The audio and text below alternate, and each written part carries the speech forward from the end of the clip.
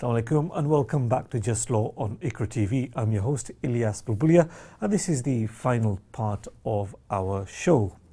Before we talk about the matter we were discussing before the break, let's take our next caller. Hello, Assalamu alaikum.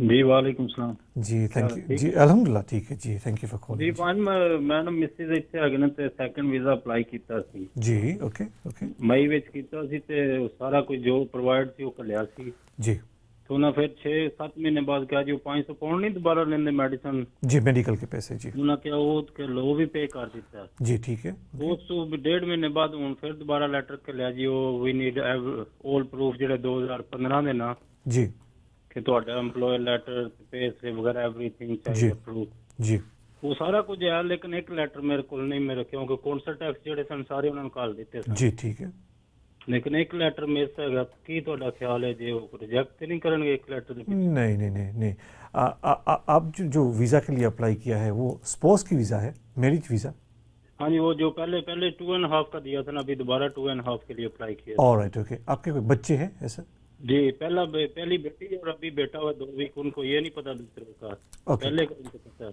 जी ठीक है तो इसमें है ना उसके जो फाइनेंशियल रिक्वायरमेंट्स होते हैं जो 18,600 का फाइनेंशियल रिक्वायरमेंट वो जी वो ठीक मैं बस ड्राइवर हूँ जी तो कोई प्रॉब्लम नहीं है ना कि आपका बस ड्राइवर तो एम्प्लॉय लेटर भी है पे स्लिप पे भी है और बिल प्रॉब्लम नहीं होना चाहिए इसमें normally there is only 2 things वो दो ही चीज़ को देखते हैं ना एक तो आपकी इनकम सो बस ड्राइवर की इनकम तो it's normally proper income everything is properly documented कोई प्रॉब्लम नहीं होता है सेकंडली वो रिलेशनशिप के डॉक्यूमेंट्स देखते हैं कि आपके कागज़ आपके वाइफ के कागज़ सेम एड्रेस पे आ रहे हैं या नहीं तो वो भी अगर आपने बता दिया अगर बच्चे भी है उसका प्रूफ भी बता दिया तो कोई प्रॉब्लम नहीं होना चाहिए इतना टाइम तो नहीं लगना चाहिए आप जैसा नियरली ईयर्स हो गया पता नहीं क्यों इस तरह उन्होंने यहाँ तो डॉक्यूमेंट्स उनके पहले मिस हो गए मेरे ऐसे ही लगता है कि ऐसा कुछ हुआ है बस आप जैसा एप्लीकेशन जो आपका अभी वो कह रहे हैं 20 तारीख तक हमें भेजो नहीं तो हम रिसीजन कर देंगे ऑलराइट ओके तो जो भी उसने मांगा है बेस्ट के आप उसको भेज दें अगर ऐसा लगता है कि एक सितंबर से मांग रहे हैं 2015 का ना सितंबर से दिसंबर तक सितंबर से दिसंबर तक आपके डॉक्यूमेंट्स मांग रहे हैं I don't sometimes it could be कि उसको ये है कि वो देखना चाहते हैं कि आपको साल में कितने पैसे मिले बट वो तो रेलेवेंट नहीं है आपके लिए इट्स अ नॉर्मल केस नहीं वो तो ठीक है वो तो मेरे पास पे स्लिप पे हैं वो तो भेज रहा हूँ जी ठीक है वो एड्रेस लेटर नहीं है जो एड्रेस आते हैं बिल वगैरह प्रूफ ऑफ द रिलेशनशिप जी वो तो वो मांग सकते हैं फॉर द लास्ट 2.5 years मगर अगर आपने दे दिए तो ठीक है वेट करो अगर कोई और डॉक्यूमेंट कल भेजने हैं ना इसलिए 10 नहीं उसको वो भेज दो अगर कोई और डॉक्यूमेंट्स आपके पास है जैसे फोटोग्राफ्स है ओवर द लास्ट 2.5 years बच्चे के साथ वाइफ के साथ अगर कोई और बर्थ सर्टिफिकेट्स है जो पहले आपने नहीं भेजी है वो भी भेज दो सो जो मांगते हैं वो भी दे दो बेबी का बर्थ भेज दूं क्या रहने दो नहीं भेज दो डेफिनेटली उसको चलो सो वो भी भेज दो और ये भी कर सकते हैं अगर अभी तो टाइम नहीं है आपके पास मगर the other thing you could have done इसके कोई डॉक्टर का लेटर ले ले डॉक्टर कह सकता है कि look as a family you all come together बच्चे के साथ सर्जरी में आते हैं सो वो भी डॉक्यूमेंट आप भेज सकते हैं मगर द गुड थिंग इज़ कि लुक उसने आपको एक कागज़ भेजा है उससे लगता है कि they are about to make a decision in your case they are looking at your case so hopefully जो डॉक्यूमेंट मांग रहे हैं वो भेज दो hopefully within the next उन्होंने 8 मांगे मेरे पास 7 है जी वो देखो वो भेज दो फोटोग्राफ्स भी भेज दो hopefully within the next month और सो डिसीजन आ जाना चाहिए आपके फेवर में I can't see any problems नहीं वो ठीक है इंशाल्लाह मैं आपको बताऊंगा इंशाल्लाह जो भी डेफिनेटली कोई प्रॉब्लम नहीं होना चाहिए the way you described okay जज़ाकल्लाह आपने फ़ोन किया है थैंक यू वालेकुम सलाम thank you very much for call so just going back to the topic for the day which was to look at how you can successfully make an spouse application within the United Kingdom. Now, as I was saying just before the break, the main problem seems to be people who have an existing visa, they seem to decide at the very end of the visa that they now wish to switch into a different category. Now, that does present certain problems. So, for example, if the visa is coming to an end in December and the parties haven't got married yet, it's not going to be possible in most circumstances to marry within the next couple of weeks and to successfully apply before your visa expires. Similarly, if there are financial documents that need to be submitted and the parties haven't been earning enough, it's going to cause a problem. So the key point here is, okay, try and pre-plan these matters well in advance. So if you know that realistically you're going to be getting married soon, consult the lawyers promptly with a view to getting advice on what needs to be put into place before the visa expires. So in this situation, for example, if somebody had consulted lawyers, say in June, July time, the lawyers would have advised that, look, there are certain financial requirements that need to be met. In a typical situation, it may be that you need to submit your wage slips, you need to submit your bank statements, etc. So get those documents in order. So it could be that certain earnings are from the husband, certain earnings towards the 18,600 requirement comes from the wife. So it could be that they're both earning £10,000 each. If you prepare well in advance, those matters can be addressed and things can be put in place. So when it comes to extending the visa, there is no problem. Similarly, when it comes to registering one's marriage, there is now quite a long drawn out process that the Home Office has introduced. And the reason they say they've done it is to try and stamp out sham marriages. So there's a process whereby when you go to the registry office to register your marriage, they refer the matter onto the Home Office. And potentially the Home Office could take something in the region of 2 months to investigate, to call you in for an interview, to ask for documents about the relationship, to investigate whether this is a genuine marriage or a sham marriage. So the point here is that even when it comes to a simple matter such as registering your marriage, there could be potentially a delay of 3 to 4 months when the whole process is taken into account before you're able to successfully register your marriage. So the point is these things, in terms of finances, in terms of actually registering one's marriage, these things do need to be put into place well in advance so that you're not rushing and you're not in a difficult situation because you've left matters way too late. So typically, I mean, that's the typical problem scenario that you come across when somebody wants to switch from one visa into another. Problem is that one of timing. But let's just step back a bit and look at what the main requirements are in a typical situation. Obviously, if it's a marriage visa that one is transferring into, obviously there's a requirement to submit a valid marriage certificate. And that to some extent is the easy part. There is obviously still a requirement to demonstrate that the relationship is genuine. So when we normally talk about spouse applications which are made from abroad, we talk about the need to submit photographs together, we talk about the need to submit telephone records, to submit messages together. That is to demonstrate that the relationship with the person that you've got married is genuine and subsisting. In the same way, where we are making applications within the UK, there is still a requirement to demonstrate that this marriage is genuine and subsisting. Now, the only difference is the way that is documented. In out-of-country applications, we're looking at telephone records, messages, photographs together. Whereas within the United Kingdom, when somebody is switching into the spouse category, the documents that we are talking about are slightly different. Typically, we are looking at submitting letters, bills, etc., coming to the same address for the husband and for the wife. A lot of emphasis is placed by the Home Office on documents coming to the same address. So what they will typically ask for is, when you submit the application, typically ask when did the relationship start, when did you start living together.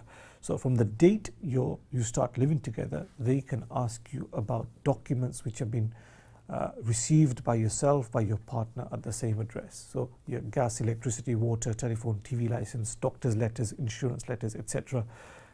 Try and retain those, because these are documents that the Home Office can ask for in order to check whether the relationship is genuine and subsisting or not. Secondly, the other documents that they can ask for, which generally speaking they don't, they place less emphasis on photographs. But again, wedding photographs, other photographs together at different occasions, they can ask for that as well. So just submitting a marriage certificate showing that you're married may not in itself be enough. You need to address your mind to the fact that you may be questioned, you may be asked to submit documents in relation to the relationship which is documented by way of letters, bills, etc. in the main.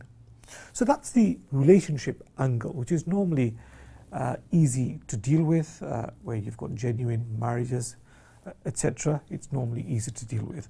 Before we move into the next part of what we need to do, let's take our next call. Assalamu alaikum. Wa alaikum salam ji. Thank you for calling. What's your question? Brother, I'd like to know one thing. Right. I came as a spouse 2003. Okay. The initial application was refused. Then 2011, I've got a letter from Legacy. Okay. And they said your case in our backlog. Okay. And I submitted further documents. I understand. And 2013, I wrote a letter asking update. Okay. And they said, we are considering your case. Okay.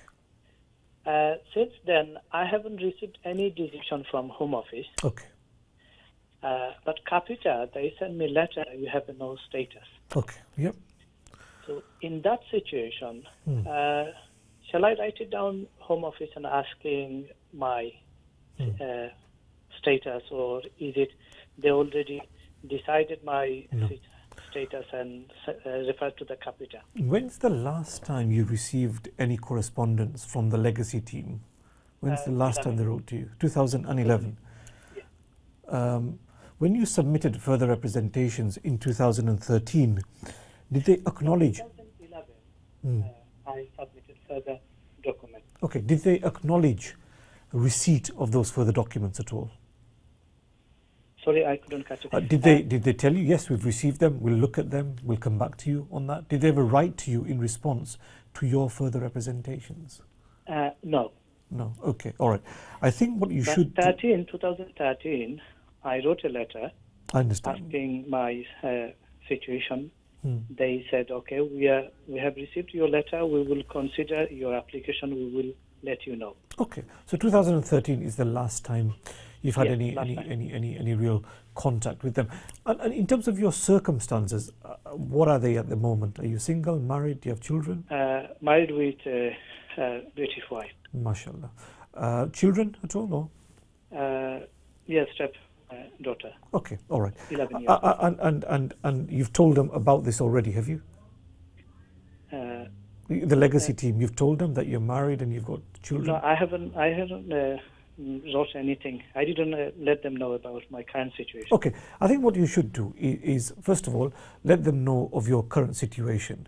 And secondly, if you don't get a response within the next couple of months, just speak to your local MP and ask the MP to make inquiries with the Legacy team to see what's going on with your case. Because if they have, say for example, made a decision on your application, decided to reject your application, then I think you're better off making a new application yourself based on your wife and children. So you shouldn't. Okay, one more thing I'd like to say. Reporting center, they send me a letter to go to report. Okay, okay. I can't see a problem in that situation, because even if they have rejected your what was going on within the legacy department, even if that's been rejected, you've got a wife and children child in the UK, so they will not remove you anyway. So I've got I don't think there's any danger, there's any risk of you going to report. And likewise, I think you need to make them aware of this situation. If they don't respond, get in touch with your MP, get your MP to write to them. I mean, the legacy department, or their new name, I can't remember what the new name is, casework resolution department, as they then then became to be known.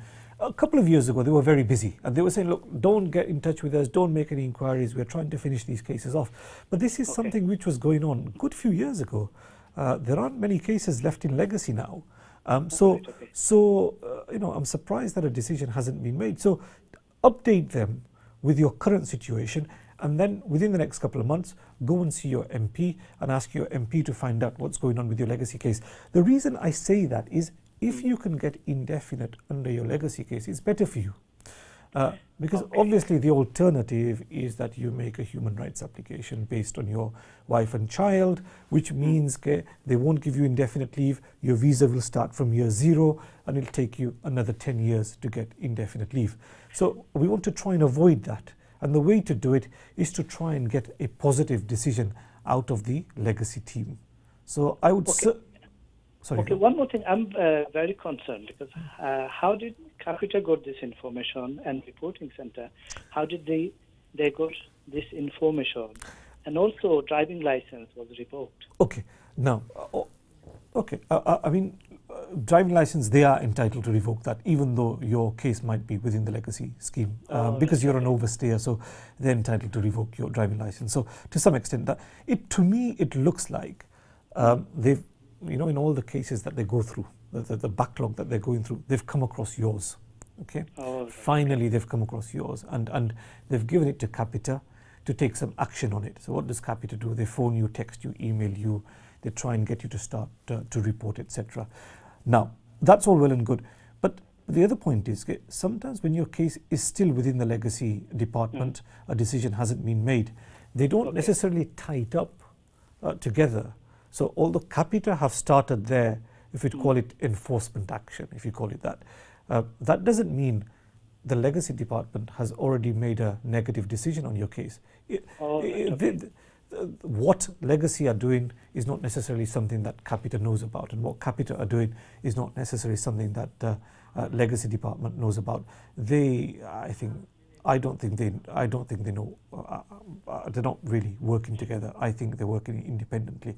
But whatever's happened, there's no harm you telling Capita that, look, this is when I got a letter from the CRD. This is a reference number. They're looking at my application, so I'm not going anywhere. Reporting, I can't see a problem with you reporting. But what you should do, definitely should do, is tell them of your current situation in terms of your wife and child. And then after a couple of months, don't leave it. Speak to your MP and get your MP to try and push legacy or CRD, whatever they're called, to try and make a decision on them. Because if they make a decision and you're successful, you will get indefinite leave to remain. So I think that's what you should aim to do. Okay, thank you very much for your call. Unfortunately, that does bring us to the end of the show. Inshallah, hopefully we'll be back next week at 6 o'clock. So inshallah, see you then. Until then, Assalamu alaikum.